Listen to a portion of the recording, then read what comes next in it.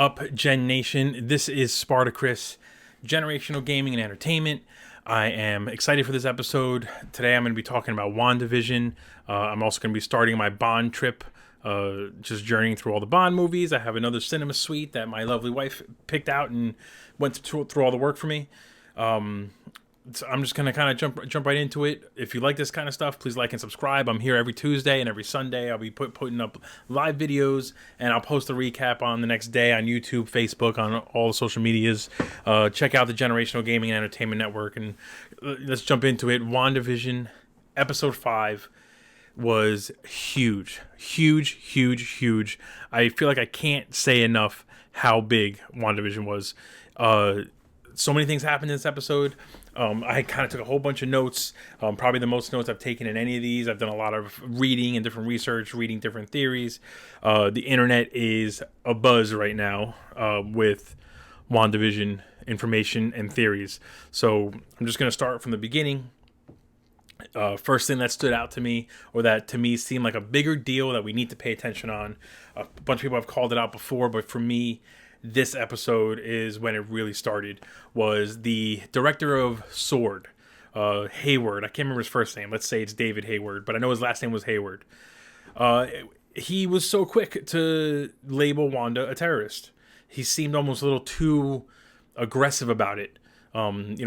Fighting with Jimmy Woo in front of everybody, fighting with Monica in front of everybody. You would think that he would take Monica, who he showed so much respect for back in episode 4, he would take her word for it a little bit when she says that she didn't feel like Wanda was really in control and that there was something else going on. Which is, that alone is further proof that all the theories about someone else kind of pulling the strings is definitely something that's going to come to fruition. It's almost a confirmation of that. But he was aggressive. He was calling her a terrorist. He kept kind of referencing the mistakes or the things that she's done in her life. The fact that she fought against the Avengers for just a little bit of time in Age of Ultron. But then even he was so quick to try and kill her with a missile. But take a step back for a minute. This is Marvel. They're playing the long game. And we all know that this show is meant to essentially begin and guide Phase 4 of the MCU, at least in the beginning of Phase 4. Was he really trying to kill her? Or was he just trying to give her more of a reason to not want to leave the Hex? So what my feeling is that either he is the mastermind, he is being controlled by the mastermind, or maybe, that wasn't really him, it was someone else acting as this Hayward guy, trying to look like him or whatever. I mean, we have magic in this world, so it's possible. What if the whole point of arming that drone, not telling Monica, setting it to fire, and then even having all his men point their guns at Wanda when she left the Hex for a moment, what if that was kind of just him pushing her more and more away from humanity to get her to do some of the things she wants, or more specifically to make her more susceptible to whatever the mind games are being played right now? I feel like that is more likely what's going on. I don't think that he straight out is evil, but I think that there's more to it. He didn't just want to kill her; he wanted to get her to almost like blame them for some of the things that have happened. Briefly speaking of Wanda leaving the Hex, how badass was that? I mean, to me, she's had her moments. Obviously, they talked about her almost beating Thanos in Avengers Endgame. But the way she walked out with the drone in her hand, the little red ball ready to go, fully in control, it seemed like, and then when she just gave that little hand pop and basically got everyone to aim their guns at Hayward, just a cool scene. I love that her accent came back. Everyone was talking about the accent.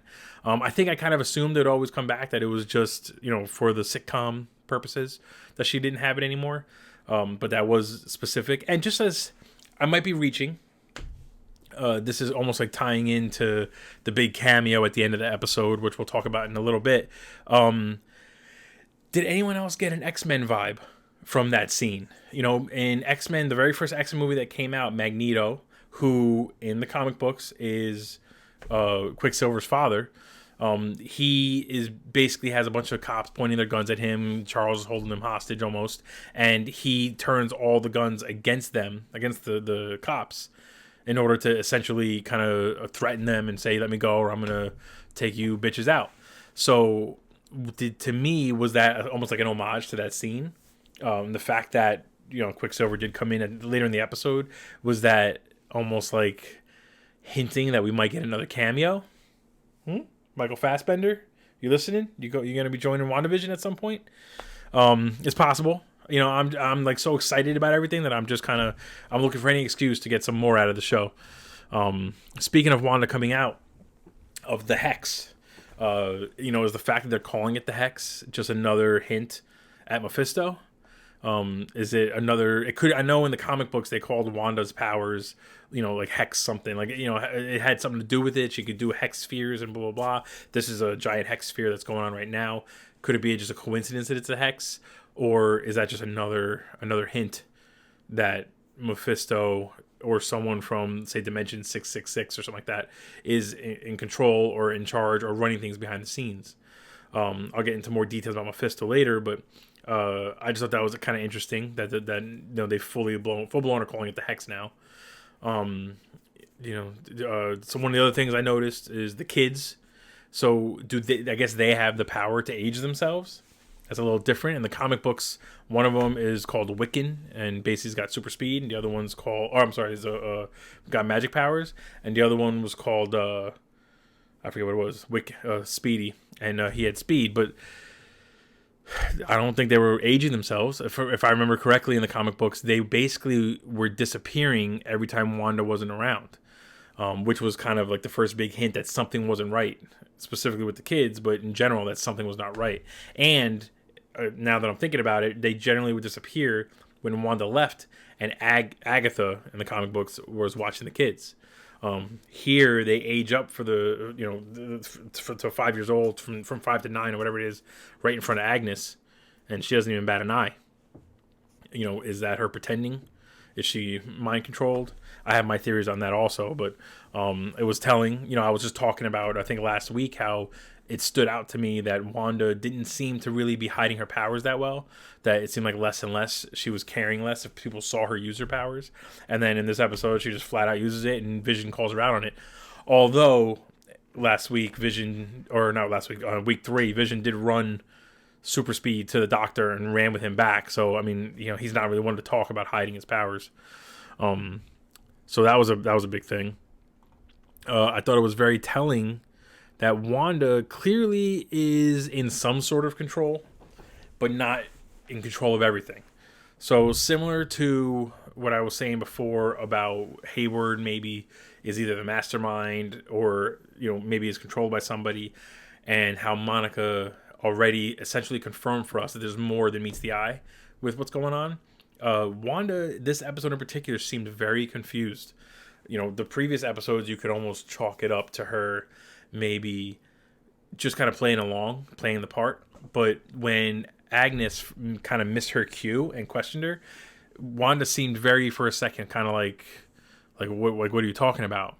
And then the whole thing at the end with the door and someone knocking on the door. I mean, she was very adamant that she was not doing everything, that she didn't create everything, that she wasn't controlling everything. She's clearly controlling some of it, at least some of it.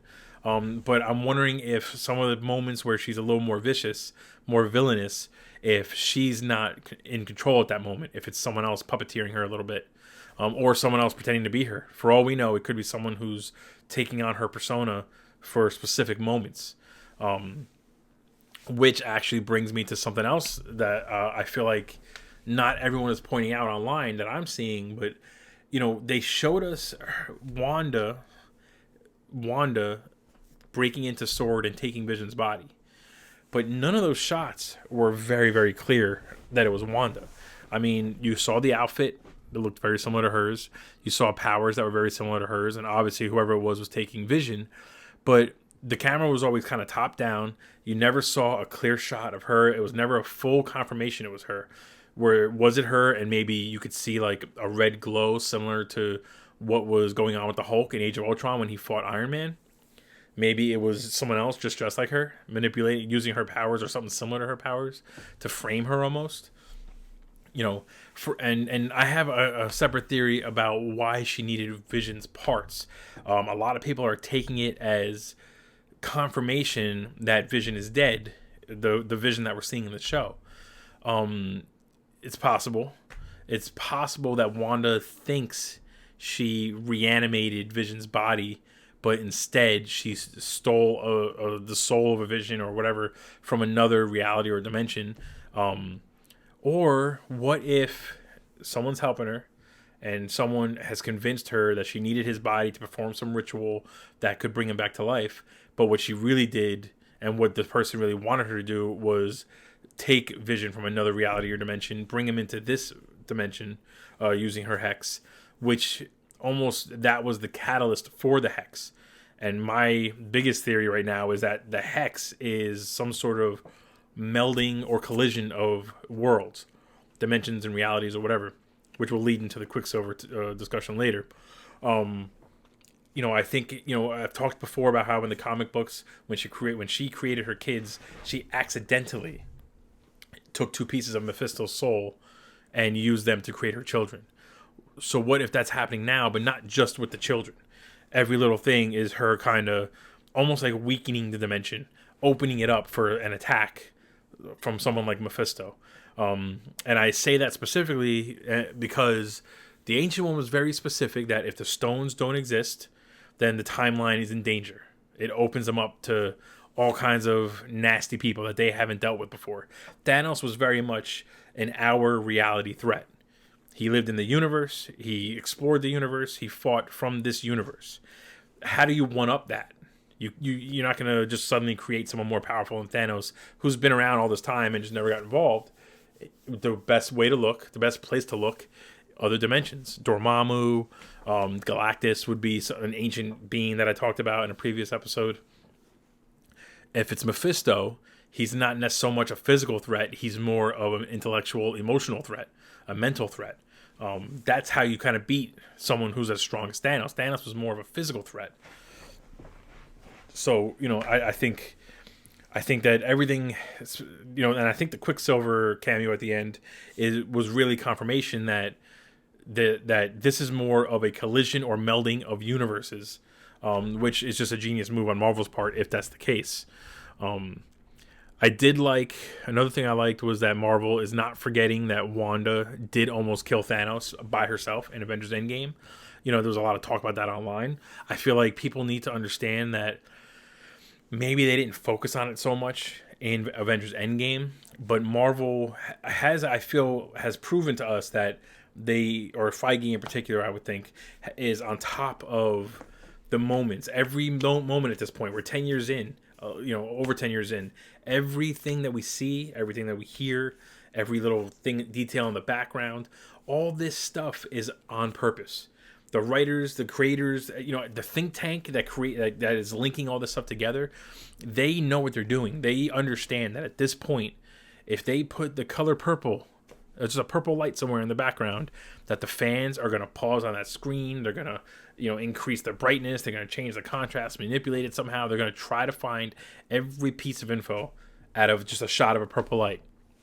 And because of that, you have to think that they have put thought into everything that's happening on screen and how it's shot, the type of music that plays, whether we see someone's face or not, whether it's blurred, the color that something is, there's a reason for everything.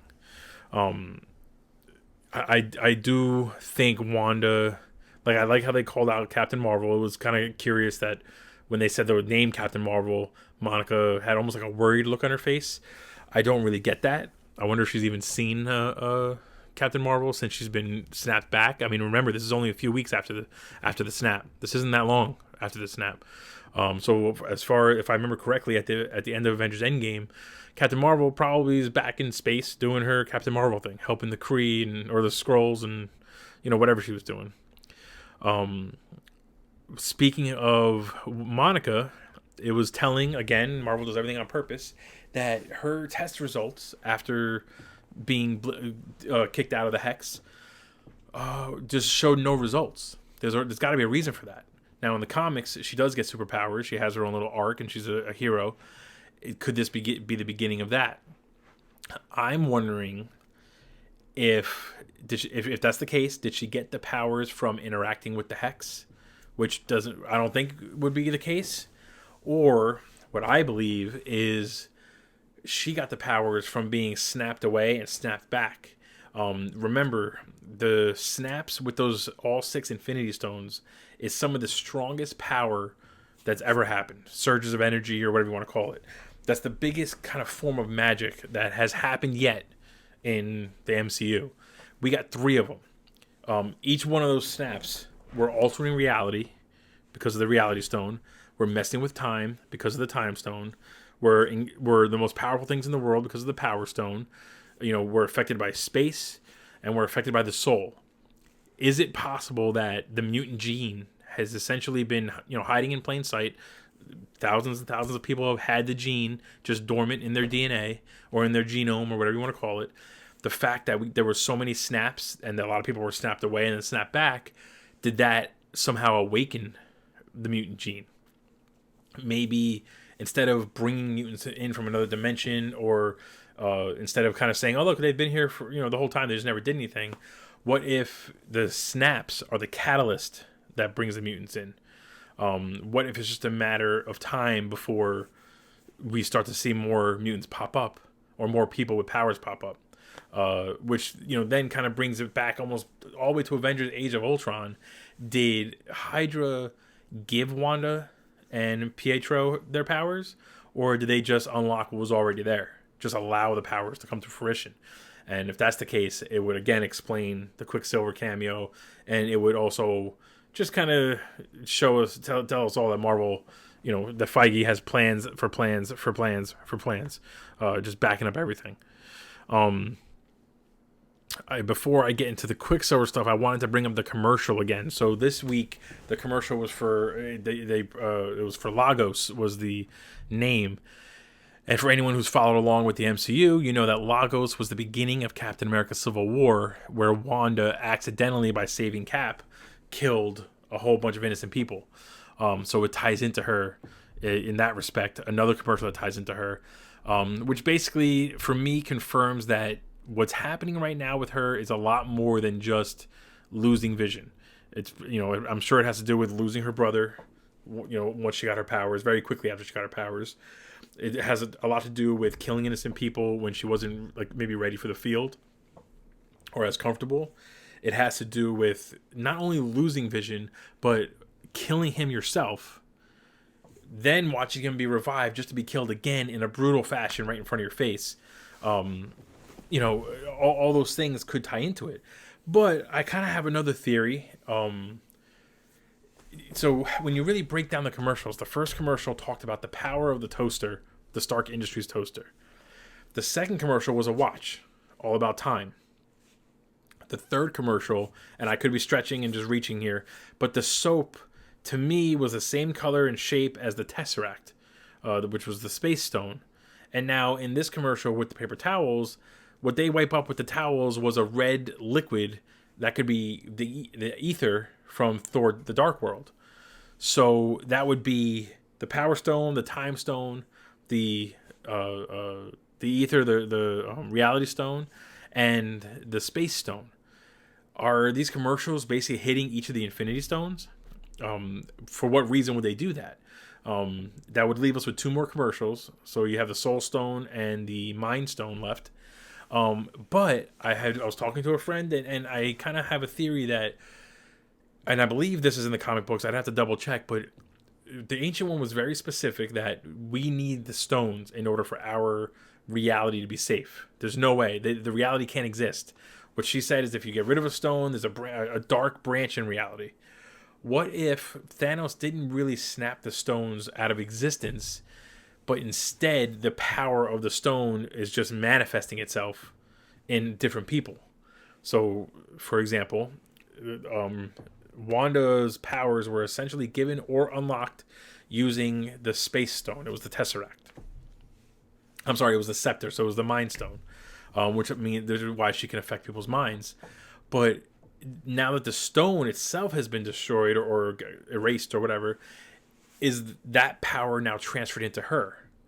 Could that be why mentally her mind is not really where it needs to be, because she just absorbed all this power out of nowhere that she wasn't even aware of?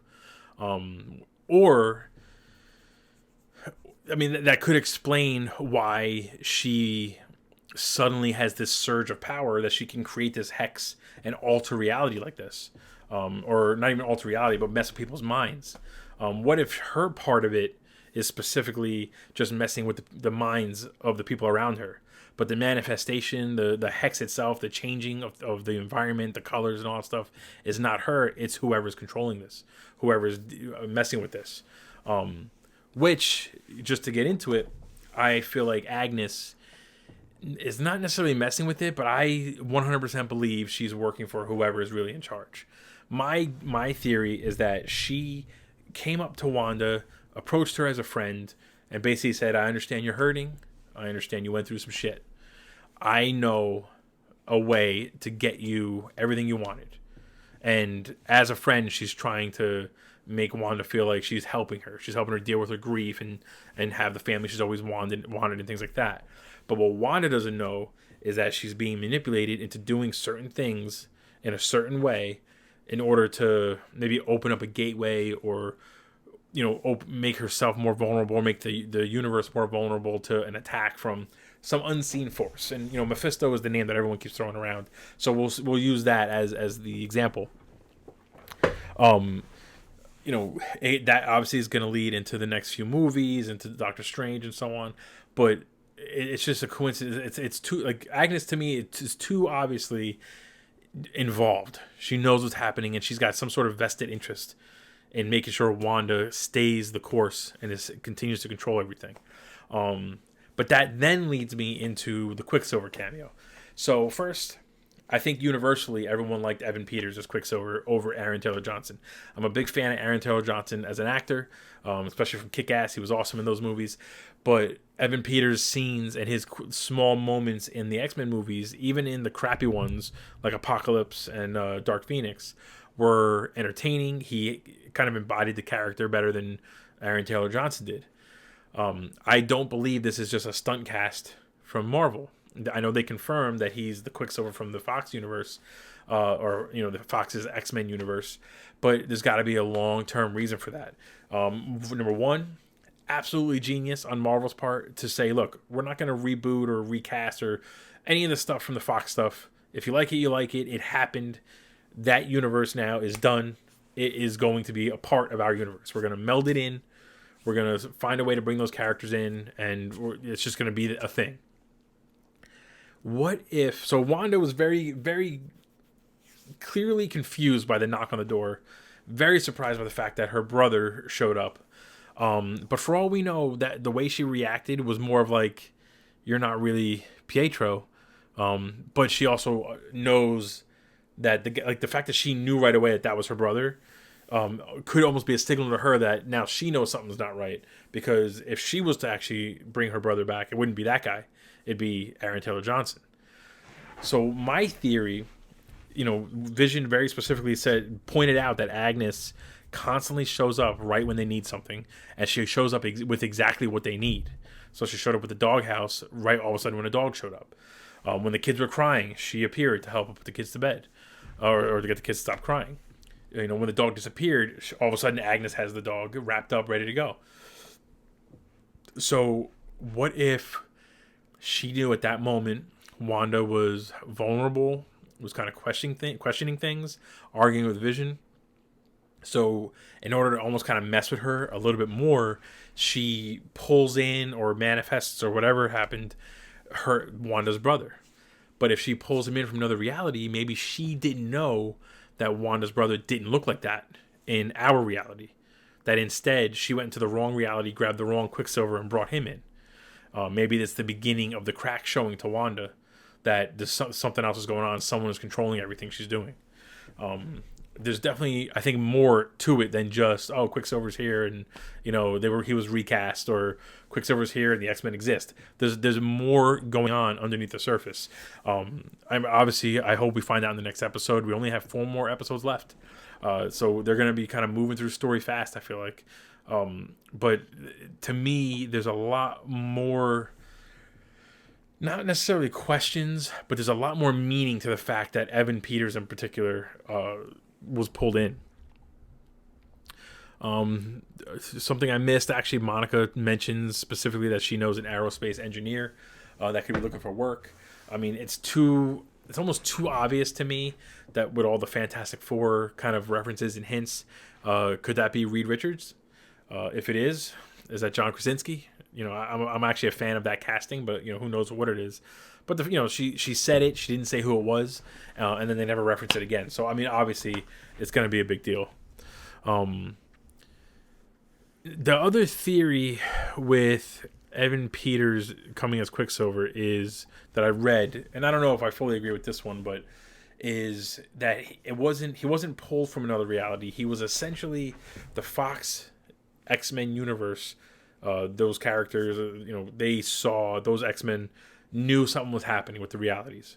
They could almost like sense it on their end, or weird things were happening on their end. So they kind of sent out some of their guys or their people to go and research and try to come up with the source of whatever's happening.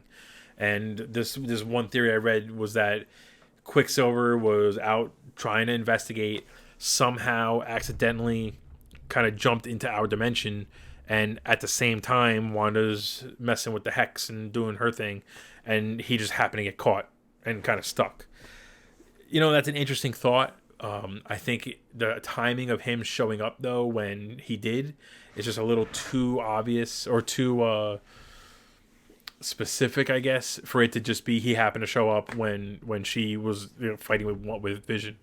Another thing just to kind of point out, back in episode, I think 2, when they were doing the talent show and the whole For the Children chant, I love that Vision now is questioning, where are all the other children? I said it back when I talked about episode 2 a few weeks ago. They kept saying, for the children. There are no children around. You haven't seen one child. And then just speaking of Vision, actually, one more thing about Vision. Does anybody think it's effed up, or is it just me that Vision has the power to unlock these people's minds from the mind control, but hasn't done it yet? We see him, his coworker, he unlocks his mind, but then the coworker just, it starts to freak out, understandably, but then Vision puts him right back under control. Like, I was kind of like, that's a little fucked up. Why don't you unlock him and maybe help him get out? A friend of mine said that maybe it's just the kind of lesser of two evils right now. Better to just keep him under control until Vision knows what's going on, which is fine. I did think specifically, though, going back to my point that Marvel does everything on purpose, that it's telling that guy didn't specifically say Wanda or Scarlet Witch, which they confirmed was never used in the MCU. My point is, he said things that led you to believe it was Wanda, but could easily be Agnes or Dottie, which she's been missing for the last 2 episodes now. Which now, was she missing from the last 2 episodes because she's Mephisto and she needed to go deal with the sword stuff and kind of maybe manipulate Hayward a little bit? Or I don't know. There's so many random theories that could just kind of come out, spit out. But yeah, I just thought it was messed up that Vision would do that. I feel like he should be helping people, and maybe my friend's right. Maybe he just thinks it's better right now to keep everyone calm, keep them sedated technically, until he can figure out what's going on. But we're obviously seeing Vision more and more question everything and push for his way out. It's not going to last too long. I'd be surprised if by the end of the next episode, Vision is still in the Hex. You heard it here now. I bet you on Friday, Vision is walking out of the Hex by the end of the episode. So those are my thoughts really on WandaVision. I know I kind of just said a lot of stuff. If you guys have any of your own opinions, any comments or questions, any ideas you have, any theories that maybe I didn't say, reach out. I'll be... Tomorrow, when I post a recap, I'll be putting all the links to the social medias on there. Jump in and let me know what you think. And I will be talking next Tuesday, about WandaVision episode 6. Sorry. Moving on from Marvel. As a movie buff, self-proclaimed cinephile, I've always kind of felt a little guilty that I haven't seen all of the James Bond movies. If you started a conversation about who the best Bond was, I could confidently talk to you about Pierce Brosnan. I could talk to you pretty well about Daniel Craig. And I could talk to you about one movie with Sean Connery. Never saw any of the other Bond movies. Even with Daniel Craig, I've seen Quantum of Solace, I've seen Casino Royale. Never watched them after that. I've always wanted to. I like these kind of movies. I like the spy movies, but I don't know. Something else always came out when the Bond movies came out. I never went to the theaters to see them, and then I just never made it a point to watch them when they were on TV or on the streaming networks and all that stuff. So I have decided I want to go watch them all. A friend of mine let me borrow her Bond collection on Blu-ray, and I'm just going to be going one at a time from beginning to end. So I watched Dr. No, which was the very first one that ever came out, and I'm trying to watch it through a 1960s lens, I guess. It was tough to get through. It's, I listen, things have changed so much. Special effects have changed so much. Practical effects have changed so much. But I didn't know how little of the standard kind of Bond tropes were missing from that movie. He didn't have an Aston Martin, or at least the car wasn't a big deal in that movie. The Bond gadgets were not really a thing. He pulled out a little radar thing, but nothing like super spy, which is kind of what he becomes known for, I guess, at some point. I thought that he was even good with the ladies. You hear so much these days about how Bond was a womanizer, and he couldn't get away with the things, or they couldn't get away with the things that Bond used to do in a modern movie. Besides his flirting with Moneypenny in the beginning of the movie, he really didn't. It didn't seem that bad to me. Now I know I'm a guy, so maybe I don't know. But I just was kind of surprised at how tame the movie was. I know for the time, I guess it was a big deal. But I mean, at the most, he kisses somebody. You don't even see somebody like half naked or like that. It's just, he doesn't force his way in. I don't know. I was very surprised. I even thought the opening theme song, which they put effort into it, was not as elaborate as I thought it was going to be. I mean, the visuals for it was a bunch of colored lights, like disco lights that were just popping around the screen. Just wasn't anything special to me. I was very surprised. The acting being bad, I could deal with because of the time. But one thing I just never really put together until I watched this movie was nobody aims their gun. Everyone shoots from the hip. And, there's no, aiming. They're just kind of like, take that. I'm used to people just, down the barrel. You shoot. Even there's a scene where someone's almost like sniping. And he's just standing there, just like bam, bam, bam. It was just funny to me. The green screen, or I guess it's not green screen, but the fake driving, the screen they use is so obvious. The explosions are obvious, and even the movie was short. It just ended out of nowhere. He's Bond saves the day. He punched Dr. No into the water essentially, and then just jumps in a boat. It's like, all right, roll credits. It almost feels to me like the director was like, yeah, I think, are we done? Or, we good? Yeah. Okay. All right. Roll credits. We're good. We're over. That being said, Sean Connery was pretty good in it. He actually looks a lot like my wife's grandfather when her grandfather was younger. So that's a plus, I guess. It's just the start, the beginning of the Bond journey. We have a lot of movies to go. So I will kind of move on. I think the next one is From Russia with Love, if I remember correctly. But I'm gonna double check that now. Yes, From Russia with Love will be the next one. So I'll watch that, and I'll talk about that next Tuesday. If any of you guys are Bond fans, please let me know. Leave some comments. Just let me know what you think. Let me know if you agree. By the end of the journey, I'll do a kind of like a Bonds ranked, and maybe throw my hat in the ring for who I think the next Bond should be. I know Daniel Craig's last movie is coming out.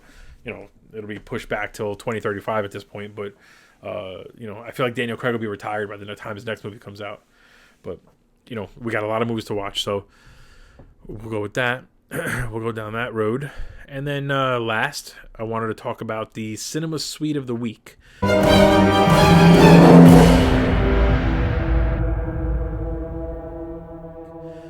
So just to give my wife a lot of credit here, she's the one who came up with the idea of coming up with a nice Cinema Suite of the Week. And she's also the one who puts a lot of the effort into coming up with the actual Suite of the Week. We kind of forgot to make one this week, and then all of a sudden she texted me this afternoon, panicking from it, and she went on a research blitz to try and figure one out. And she figured one out. It's called a peanut butter mug cake.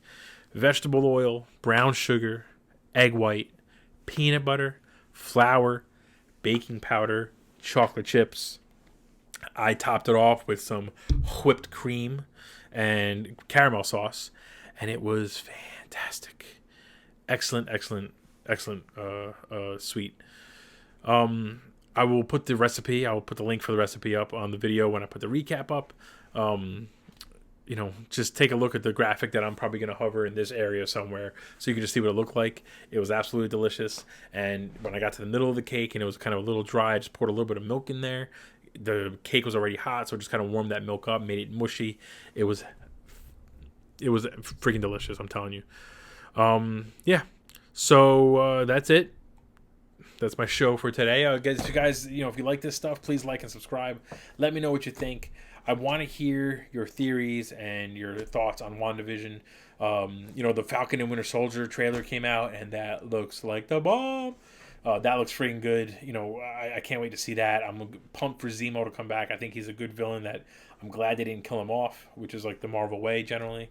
And that's coming out in March. So once WandaVision's done, we're going right into Falcon and Winter Soldier. We got a lot of Marvel this year. So please, thank you so much, guys, for joining, for listening. I'll put the recap up in the next day or two. If you have any questions, please let me know. I'll put all the social media links on there. Check out anyone else in the Generational Gaming and Entertainment Network. We got Scythe X, The Captain. We got Icons One Shot. We're all streaming on Twitch. We're all gaming. We're all talking movies and games and sports and everything. So take a look at the channel. Take a look at the content creators. I'll see you guys on Sunday with some of the updates. I might even throw a quick WandaVision theory in there. And for WandaVision episode 6, I'll be back here Tuesday of next week around the same time, 8:30 to 9, and we'll be talking about it. So have a great week.